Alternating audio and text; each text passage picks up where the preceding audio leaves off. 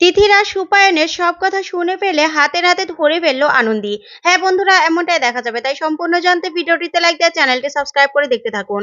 গল্পের শুরুতে দেখা যাবে আনন্দী কাকিমণিকে বলতে থাকে, আচ্ছা কাকিমণি, ভ্যাকসিন আছে নাকি পাল্টে খাওয়ার কোনো? আপনি কি সেই ভ্যাকসিনটা নিয়ে নিয়েছেন?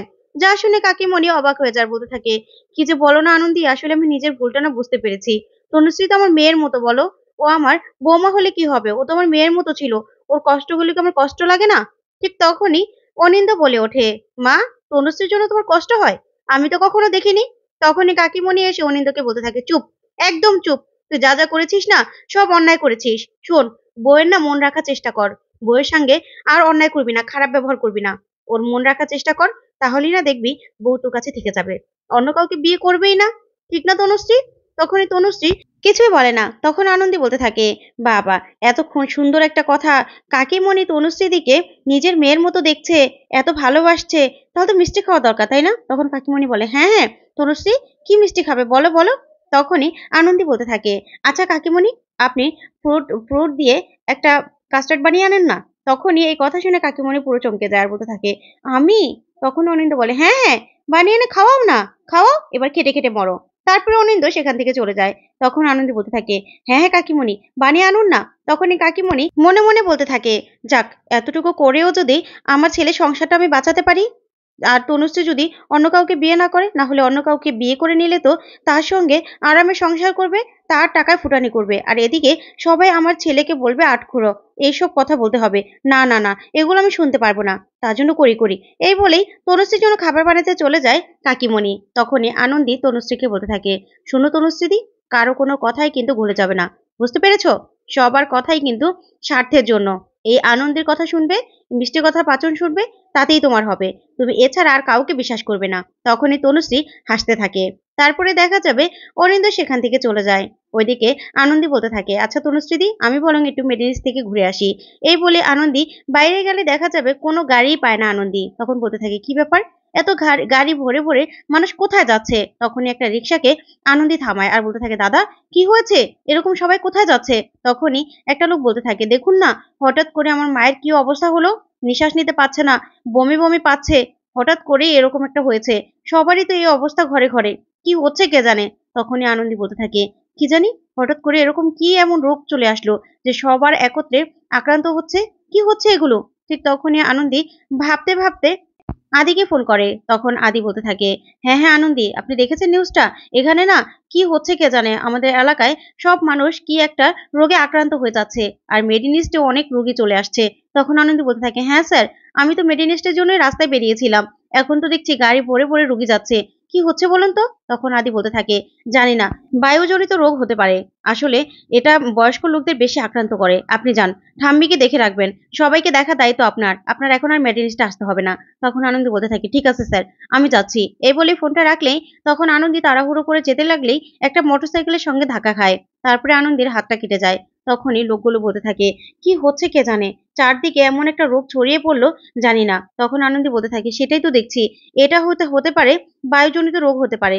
তার জন্য আমরা কি করতে হবে সেটা তো আমরা সবাই জানি।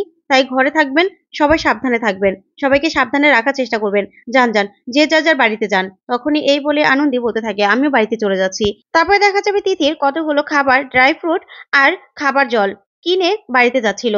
ঠিক তখনই আনন্দীর সঙ্গে ধাক্কা খায়। আর আনন্দী বলতে থাকে, কি করছেন ফুলটুসি ম্যাডাম, বলুন তো, এগুলো এত খাবার নিয়ে কেন এসেছেন? আপনাকে কি এ বাড়িতে খাবার টাবার দিচ্ছে না নাকি?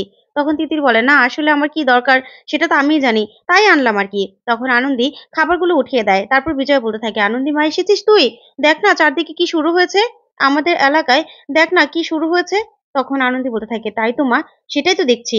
তারপরে সবাই নিউজগুলো দেখতে থাকে। ওইদিকে তিতির মনে মনে বলতে থাকে, সুপায়নদা তো বলেছিল জলের মধ্যে এই কেমিক্যালটা মিশিয়ে দিয়েছে, তাই তো খাবার জল নিয়ে এলাম, নিজে তো প্রস্তুত থাকতে হবে, দেখি কি হয়।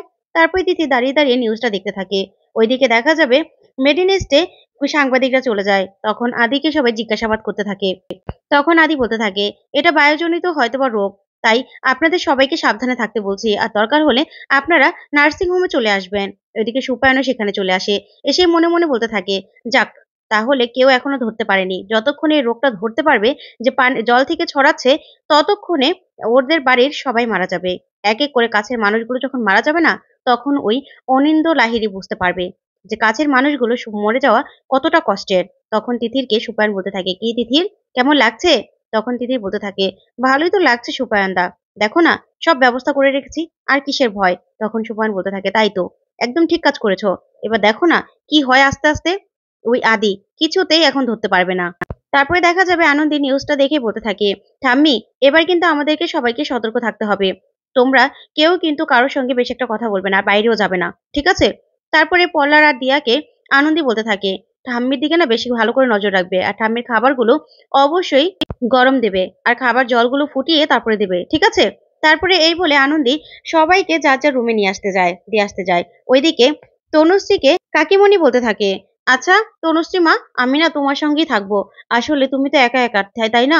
আর কতদিন এরকম রুমে বন্দি হয়ে থাকতে হবে তা তো জানি না, তাই আমি তোমার সঙ্গে সুখ দুঃখের কথা বলতাম। তখনই আনন্দী বলতে থাকে, না না কাকিমণি, হঠাৎ করে এরকম মায়া বেড়ে গেলে কিন্তু সমস্যা, কারণ তনুশ্রীদের কি কি রোগ আছে সেটা তো আর আপনি জানেন না, আমরাও জানি না, সেই রোগগুলো না আপনার কাছে চলে যেতে পারে। তাই এখন না আলাদা আলাদা থাকতে বলেছে তো, তাই সবাই আলাদা আলাদা থাকুন, ঠিক আছে? এই রোগের মোকাবেলা আমাদের সবাইকে করতে হবে। তারপরে তনুশ্রীকে তনুশ্রীর রুমে ঢুকিয়ে দেয় আনন্দী, আর কাকিমণিকেও কাকিমণির রুমে পাঠিয়ে দেয়। তারপরে আনন্দী বলতে থাকে, আচ্ছা কি হচ্ছে বুঝতে পারছি না, স্যার ভ্যাকসিনটা নিয়ে আসা মাত্রই এদিকে আমাদের এলাকাতে এরকম একটা রোগ ছড়িয়ে পড়লো, আর কোনো এলাকাতে এরকম একটা রোগ ছড়ালো না। না না, আমি যেটা ভাবছি সেটা যদি হয় এখনই স্যারকে জানাতে হবে। এই বলে আনন্দী মেডিনেস্টের উদ্দেশ্যে রওনা হয়। তারপরে আদি আনন্দীকে দেখে চমকে যায়, বলতে থাকে, আনন্দী আপনি এখানে? তখন আনন্দী বলতে থাকে, হ্যাঁ স্যার, আমি সবাইকে সবার রুমে শিফট করে দিয়েছি, আপনার সঙ্গে আমার জরুরি কথা ছিল। তখন আদি বলতে থাকে, একটা কথা বলতে আপনি এখানে ছুটে এসেছেন? আপনি কি পাগল? ফোনে বলা যেত না? তখনই আনন্দীর হাত ধরলে আনন্দী ব্যথা পায়। তখন আদি বলতে থাকে, হাতি এরকম একটা ব্যথা পেয়েছেন, সেটা নিয়েও আপনি এখানে ছুটে এসেছেন? চলুন তো চলুন। এই বলে হাতটা ড্রেসিং করিয়ে দেয় আর আদি, তারপরে ব্যান্ডেজ করে দিলে বলতে থাকে, যাক এখন আর কিচ্ছু হবে না। তখন আনন্দী বলতে থাকে, বাবা স্যার, আপনার মুখ থেকে শুধু তেতো কথাই বের হয় তাই না? জন্মের সময় মধু দেয়নি তো তাই? তখন আদি বলতে থাকে, আচ্ছা আপনি এই কথাটা বলার জন্য এখানে এসেছেন? তখন আনন্দী বলতে থাকে, না না স্যার, আসলে আমি এটা বলার চেষ্টা করছিলাম যে আপনি কালকেই ওই ভ্যাকসিনটা নিয়ে আসলেন, আর আজকে আমাদের এলাকার সবাই এরকম একটা রোগে আক্রান্ত হচ্ছে। তখন আদি বলতে থাকে, আনন্দী আপনি কি বলতে চান? ওই ভ্যাকসিনটা এনেই সবার মধ্যে আমি রোগটা ছড়িয়ে দিয়েছি? তখন আনন্দী বলতে থাকে, না স্যার, আমি সেটা বলিনি। তখনই সেখানে আদির স্যার চলে আসে, আর প্রমোদ স্যার এসে বলতে থাকে, এই তো এজন্যই তো আনন্দীকে আমার এত ভালো লাগে। আদি, এটা কিন্তু আমারও প্রশ্ন, হঠাৎ করে তোমাদের এলাকাতেই কেন এরকম হবে বলো তো? তখন আদি বলতে থাকে, কি বলছেন স্যার আপনি? আনন্দীর কথা শুনে বলুন তো। আপনি আমি অপূর্ব ছাড়া ওই ভ্যাকসিন রুমে আর তো কারো যাওয়ার সাধ্য নেই, তাহলে?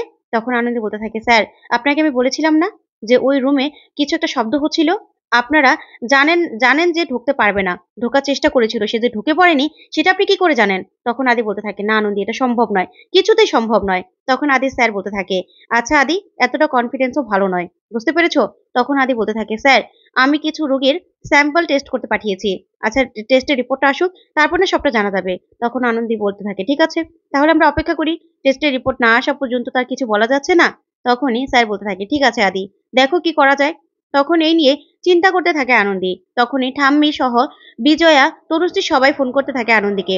তারপর সবাই মিলে একসাথে ভিডিও কলে কথা বলতে থাকে, আর আনন্দী বলতে থাকে, তোমরা না একদম চিন্তা করবে না, এই যে আমরা একসঙ্গে সবাই কথা বলছি, এভাবে কথা বলতে হবে, না হলে কিন্তু এই ভাইরাসটা সব জায়গায় ছড়িয়ে যেতে পারে। এখনো ঠিকঠাক মতো কোনো কিছু জানা যায়নি যে এটা কি হচ্ছে, ঠিক আছে? তো বন্ধুরা, এবার কি আনন্দী তাহলে জানতে পারবে যে সুপায়নী সেদিন চুরি করেছিল ভ্যাকসিনটা? তোমাদের কি মনে হয় কমেন্ট করে জানাও। ধন্যবাদ।